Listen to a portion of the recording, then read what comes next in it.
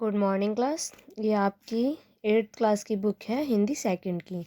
तो आइए हम लोग इसमें हमारा 4th लेसन चल रहा है, स्टार्ट होगा आज। तो 4th लेसन है आप लोगों का संज्ञा। क्या है 4th लेसन? संज्ञा। तो आइए देखते हैं, पढ़ते हैं इसके बारे में, अच्छे से समझिएगा।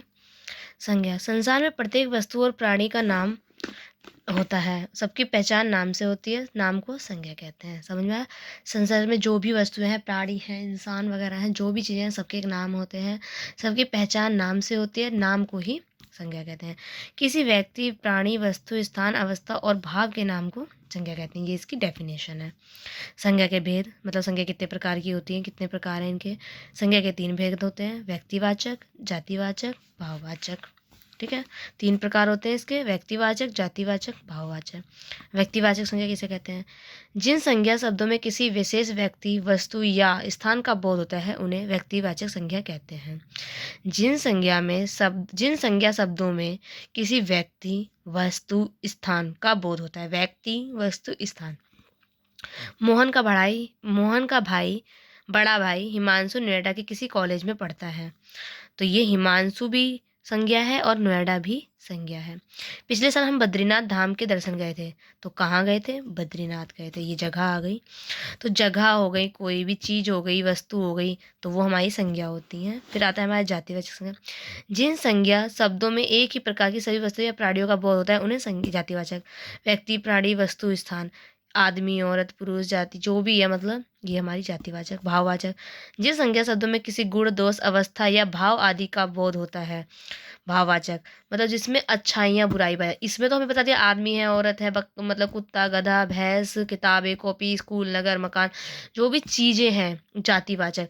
भाववाचक जो हमारे मन, जो इंसान, मतलब जैसे देखो, गुण, दोष, अवस्था, उसकी अच्छाइयाँ, बुराइयाँ, अवस्थाएं, मतलब उसकी अवस्था कैसी है। देखो जैसे गुण में आके सच्चाई, अच्छाई, ईमानदारी, उदारता, चतुराई, दया, साहस, वीरता। दोस्त में बुराई, बेईमानी, धोखा, आलस्य, मतलब ये सारी हमारी भाववाचक, जो हमारे मन में भाव आते हैं दूसरों को लेकर।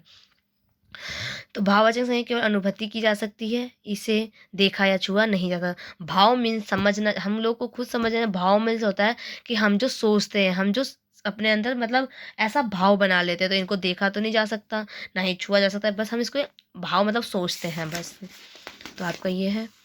फिर आगे है हमारा तुम्हारा समूहवाचक संज्ञा। जो संज्ञा शब्द अनेक व्यक्तियों या प्राणियों का बोध कराते हैं, उन्हें समूहवाचक या समुदायवाचक संज्ञा कहते हैं। समूहवाचक संज्ञा अधिकतर एक ही जाति की होती है और इनका प्रयोग एक वचन के रूप में किया जाता है, जैसे परिवार, सेना, भीड़, कक्षा, गुच्छा आदि। कक्षा।